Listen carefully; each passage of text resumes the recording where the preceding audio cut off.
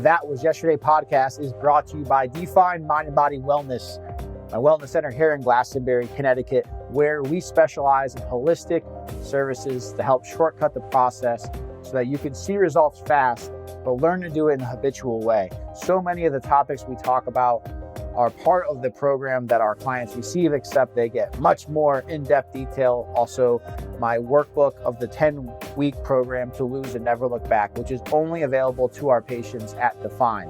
If you are interested in holistic body fat spot reduction, or our pod to increase your metabolism, or our cold plunge, or our sauna, which is the best sauna in the world, that I promise you. I know that sounds biased, but you'll see for yourself. Please go to definewellnesscenter.com. You will be prompted to put your information in and make sure to mention podcast when you do, as you will be eligible for a bigger discount on our introductory services because you are a listener. Appreciate you. Have a great day and enjoy today's podcast. What's up, guys? And welcome back to the That Was Yesterday podcast. I'm your host, Joe Carabase.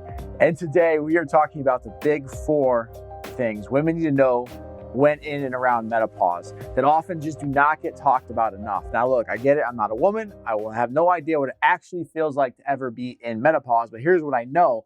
I've worked with thousands of women in and around menopause over the last almost 20 plus years.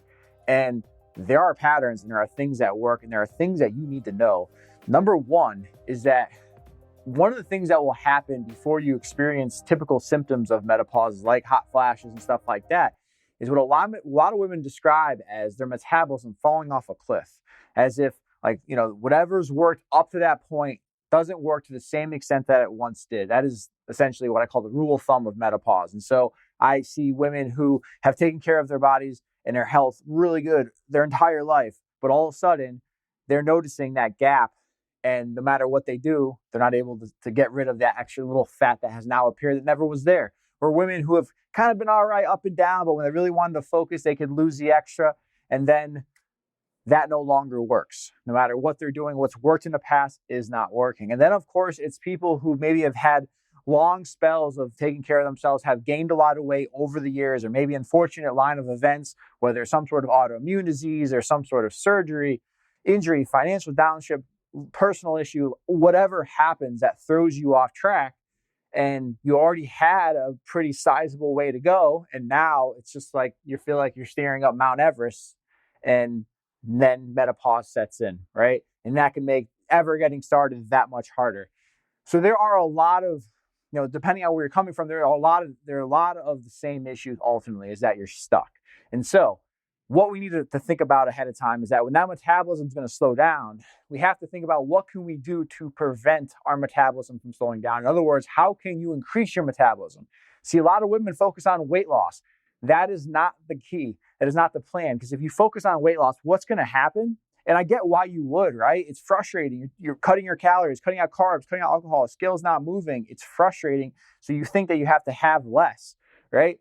But the problem with that is whenever you're eating significantly less, you're going to in turn slow your metabolism down because your body's going to lose mostly muscle, because muscle is costly to keep and muscle is also metabolically active. But because you're taking in such little calories, your metabolism, digestion, elimination, all of these systems slow down. It's not healthy for your body long term, but in the short term, your metabolism's slowing down. And so while you do lose some weight, it's mostly muscle and the metabolism slowing down. And that is why so many of us yo-yo, because we're cutting things out that we don't want to cut out. And anytime you tell your brain no, it's going to want it more. So whenever we go back to that food, we're going to eat it a lot more than we probably were to begin with. And then the metabolism slowing down and you're losing a lot of muscle. So the yo-yo becomes much worse, right? You lose 10, you gain back 20. You lose 20, you gain back 30. And over time, the weight that you lose in these spells of weight loss, you're not cutting into that deficit. What you're really doing is losing the extra that you've gained after the last time you've lost the weight. And so this is terrible for the body and it's horrible for the psyche. And so I hate to see women go through it. And so when you are approaching a metabolism slowdown, focus on increasing your metabolism, not weight loss. So what does that mean? Well, first of all, you got to make sure you're having enough calories, but particularly protein. You want to make sure that you're watching your amount of carbohydrates. That is something that you do want to decrease, as well as your fats. I'm not going to get too far into the weeds on this because I've talked about this in various other shows. However, you got to keep that in mind. So you focus more on protein. Don't worry so much about cutting your calories. Focus on increasing your metabolism through your timing of what you eat, such as intermittent fasting is another good way to go. And then, of course, here at Define, we have our MetaBoost metabolism boosting weight loss pod, which is like you're laying down on the beach, noise canceling headphones, you're in the warmth, you're just relaxing. There's actually a lymphatic massage. You close your eyes, you reset, and in that time, you would have burned at least 150 calories. Some have burned up to 300, but your metabolism elevates. So that's a great way as well. And so many of our patients love it. Then, of course, exercise and workouts. So the harder you work out, the more it's going to increase your metabolism. But here is the issue. The next thing that of the big two, another very important thing that you need to think about is your stress and then your recovery from your stress. See, here's what happens. I was just talking about before. One of the last ways to increase your metabolism is to work out intensely. Well, here's the problem with this. And I've seen this over the years when I had gyms. I had gyms for 11 years. And we've had these women who are so dedicated, so committed, doing all the things right, eating clean, exercising regularly.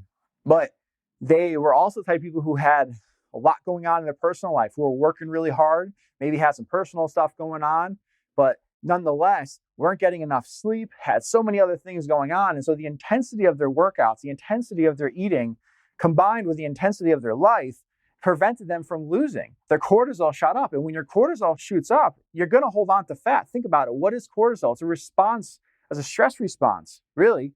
And if you think about where that actually started, it was from early on in our evolution. When our ancestors, when cortisol shot up, they needed to protect themselves. It was a good old fight or flight. So when your cortisol would spike up, just think about it. In a near death scenario, would you want to eliminate?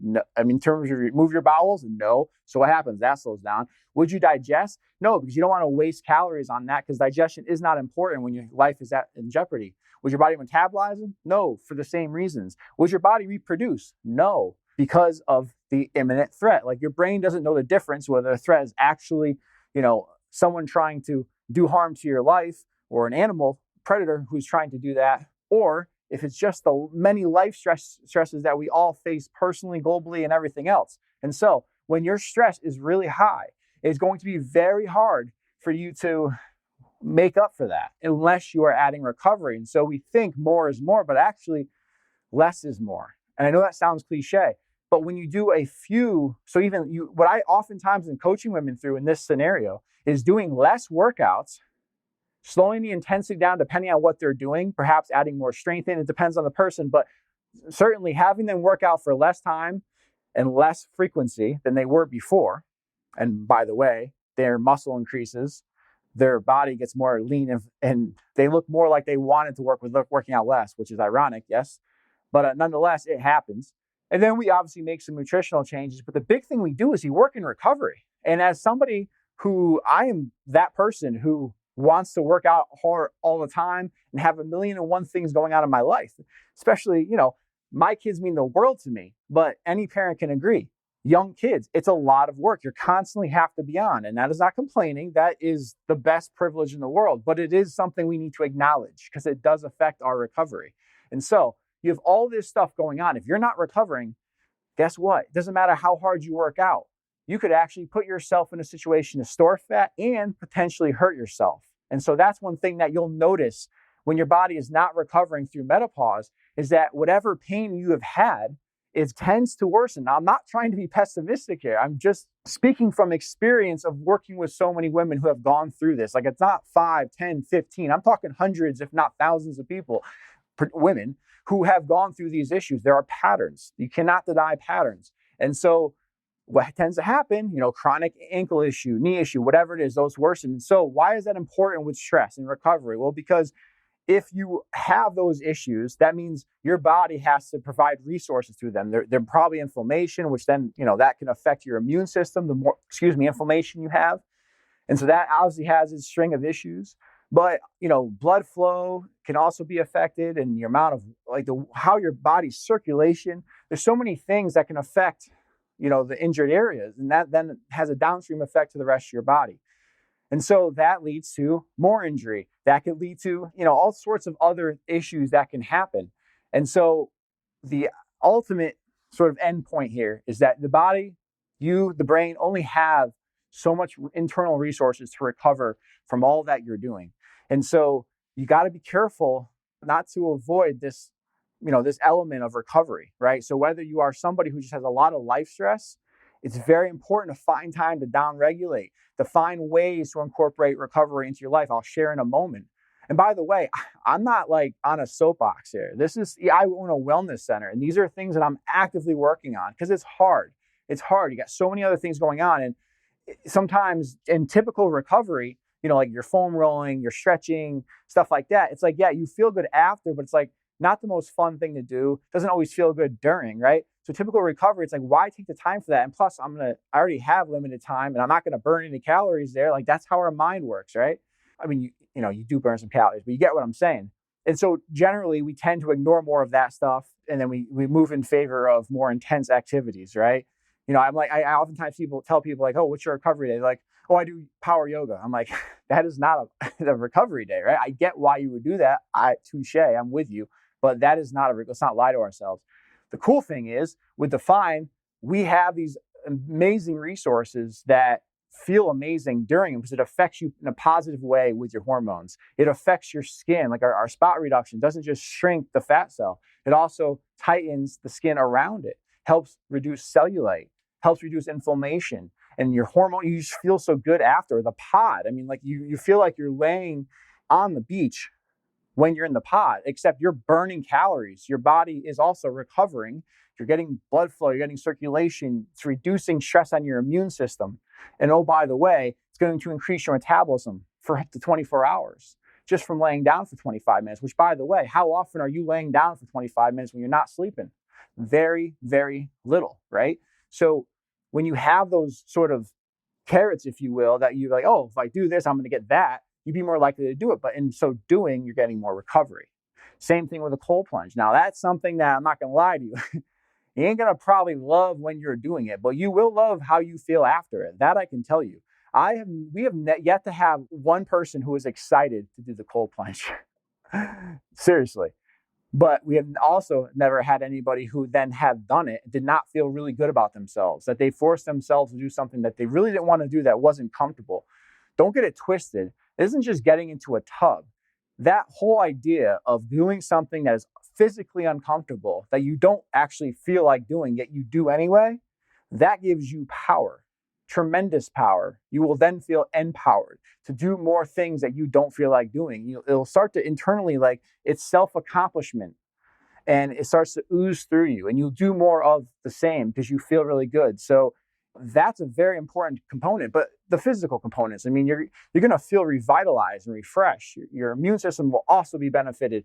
Your blood flow and circulation is through the roof. Like it just oxygenizes your entire body. Oh, by the way, it burns bad fat. Why? Because it activates brown fat. And brown fat not only burns bad fat, but it also releases ATP. So you're going to feel more energy, which who doesn't want to feel more energy without drinking another, energy drink or a cup of coffee? And so I get it. It's not the funnest thing in the world. But the point is that these things make recovery easy. And that's why I'm in this industry as opposed to the gym industry, because this is what we need more. I can guarantee you that. And I'm not saying you, I'm saying we. The second, I know we're kind of going off in tangents, but the second point is you got to be careful of the pain increasing. And so because of that, you want to reduce stress and increase your recovery. All right. And number 3, so we talked about metabolism. We talked about pain and how that becomes a bigger issue. And now number 3 is energy. Now this directly correlates with your metabolism and also the pain and the stress, right? Because the more stress your body's under, the more resources your brain, we don't think about that, but our brain actually uses and burns calories, which by the way, we also don't think about sleep in this sense, which is that the brain recovers and detoxifies during our sleep. And so we're not getting enough sleep or we're not getting good sleep, guilty. That's why we wake up with brain fog and we need like a million cups of coffee to like function. I mean, that's a thing and we have to be aware of that. But the brain burns calories, as I was saying before. And so, especially if we are dieting and really watching our calories, we might not be giving our physical body what we need, but we also might be giving our actual brain, which sort of helps run our body. It's kind of important, right? Might not giving that enough resource. And so we're spread thin, which is why the stress becomes worse. The pain comes worse. but also there's not enough energy to go around. And so when your metabolism is slowing down, it's going to directly affect your energy. And this is another issue with weight loss. Like a program like Optivia, which I hate to pick on because I know so many amazing people who it's worked for them and they're happy about it, and good for you. But let's be very honest. Most people, it does not work long term, right? And I have a fundamental philosophical issue with the first 30 days of the program where they actually discourage you from exercise. It's the wrong mindset to give to people. And don't even tell me that it's because they can get hurt. That is bullshit. Yes, if they go do CrossFit, if you have 30 pounds to lose, you might hurt yourself. But there's 1,000,001 things you can do to exercise that will make you feel better internally, that will empower you to do more, that will also, oh, by the way, protect you from getting hurt and accelerate the weight loss process and build muscle to pad your joints. Because right now, all you have is extra weight on your joints. And oh, by the way, you're exercising whether you know it or not. You're getting in and out of your car, aren't you? You're walking in and around. So it's not like you can't do it. You can, but let's get better at it. Because right now, it's just a lot of stress on the joints, right? So when a program is telling you to eat such little calories that you shouldn't exercise because you're going to have an energy issue, we got to have a red flag there and just openly talk about it at least, right? It doesn't have to be tribes, but nonetheless, low-calorie diets, they're going to affect your energy, but as will menopause because it's directly related to your metabolism. Your metabolism is going to directly correlate with your energy levels, right? That's why, like, when you first eat like a really big meal, you feel lethargic because it's all jammed up in your system. You haven't been able to digest, metabolize it, and so it's all in one space. It's heavy. Your body's not really utilizing. It's still just trying to break it down, right? But think about it after moving for a while and, a few hours after eating a meal, like you start to feel good, right? So energy is something else to be aware of. And the answer is not more energy drinks or more coffee. And again, I love coffee. I'm guilty of this myself. And I can tell you from personal experience, especially when I was bodybuilding for a show, having a high protein diet, smaller amount of fiber and vegetables, and then drinking a lot of coffee because such low calorie getting ready for a show, which, by the way, I know that I just said not to do low calorie otherwise, but there is a distinction between dieting and then competing. Competing isn't the most healthy thing in the world. Let's just also be honest there. But it's such a short period of time. And if you do it right, you're really being careful and you're monitoring in certain ways. But nonetheless, like getting down to that low, like the bodybuilders who step on stage are the least healthiest people in the room at that point. So like that is a real thing, right? But nonetheless, you drink a lot of coffee, you have a lot of protein, there's a lot of acidity. I was hospitalized with stomach issues as a byproduct of that. And it's something I constantly have to be aware of. And so I'm with you when it's hard to cut coffee down. Like it's a part of my life too. Mushroom coffee Revive has really helped for me to at least replace 1 cup of coffee. I also try to replace one with green tea as well. So I aim for 1 a day, cups of coffee. But like today I had 2. What are we going to do? I got very little sleep last night. My son wouldn't sleep. It's life, right? We got to do what we can. There's no perfection out there. We just do what we can, focus on getting a little bit better every day. That's it. That's all we can do. So anyway, we talked about metabolism. We talked about pain. We talked about energy. So the final thing we need to think about when it comes to menopause is sarcopenia. Now, sarcopenia is a natural degeneration of muscle tissue that happens over time. The issue with this is that generally when you're hitting menopause, it can start as early as 37, but it's mainly mid 40s and up. Well, when this starts to set in, generally speaking, the rate of sarcopenia, which is a natural loss of muscle tissue over time, starts to accelerate.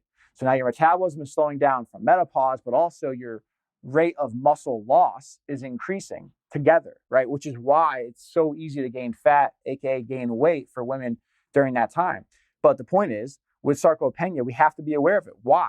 Well, because if you're not someone who's regularly doing resistance training, which again, maybe there is an injury that precludes you, maybe not. Maybe you're just not doing it. You don't know how to do it. That's okay. We can definitely teach you. We have beginner programs. We have non-weight bearing, like seated workout plans. No matter where you're at, you can do it, no matter what you got going on. But the point is, if you're not doing it, it's okay. But you definitely want to think about doing it, right? And if you are currently doing it and you are resistance training currently, you also have to worry about sarcopenia. Why? Well, because just like we said with menopause, whatever's worked up to that point won't work to the same extent that it once did because the metabolism slows down. The same could be said with sarcopenia because as your muscle loss increases, the resistance training you're already doing, you're just trying to keep at bay with what you're losing through nature. And so your protein intake will increase even more if you are someone who's working out. But really for all women is that when you're losing muscle more rapidly, a very easy thing we can all do is make sure we're having enough protein, which 0.8 to 1.25 grams per pound of ideal body weight per day, grams of protein, that's generally a good way to go about it. However, there's always, outliers, and some people have inherent restrictions, but that is a good rule of thumb nonetheless. And so resistance training, making sure you're getting enough protein. Really though, think about what that really means. You're losing more muscle, that's slowing down your metabolism. We talked about that. That's not good, obviously, especially when your metabolism might be already slower. And in some cases, a lot of women's metabolic age, I would actually say on average, is about 10 to 15 years older than their biological age. Why do I know that? Well, because we measure it and I see it every single day. Like, we get hundreds of people in here weekly. We see it. These are patterns. So we know how to address these patterns. But I'm just saying, the metabolic thing is a real issue that we just need to be aware of so that we can make some change to improve it. The next thing, though, is as you're losing more muscle, it's harder on your body. It's more on your joints. And so the simple tasks that work, before anybody who has the extra weight to lose, who is in their mid-50s, can attest to this. You're losing muscle, you have extra weight, it's a lot more stress on your joints. I mean, just imagine anybody, I don't care what weight you are, what level you are, imagine doing the most simple of tasks with a 20-pound vest on you. It's not as easy as you would think. It's very heavy, in fact. So imagine the extra weight you have and what that's doing to your joints, right? So you want muscle there to cushion it. So we don't want to lose muscle in that way. And so again, sarcopenia is a part of aging, because as you age, from an evolutionary perspective, you don't need muscle, right? And I don't agree with that, obviously, but that's kind of what our brain and our body are on the path to do if we don't step in and are intentional about our strategy. And so we can help with you every step of the way, whether you're a beginner, whether you're somebody who is on and off, kind of feeling like you're stuck, or if you're somebody who is this close away, or just that little extra little bit, whatever that might be, we can help. And so, as always, reach out to us, definewellnesscenter.com, and we would love to help in any way we can. Thanks for tuning in to That Was Yesterday with me, Joe Carabase. And remember, every step forward is progress. We'll catch you next time. And in the meantime, if you found any value from this episode, please share with friends and go ahead and give us a 5-star review. I appreciate you. Talk to you soon.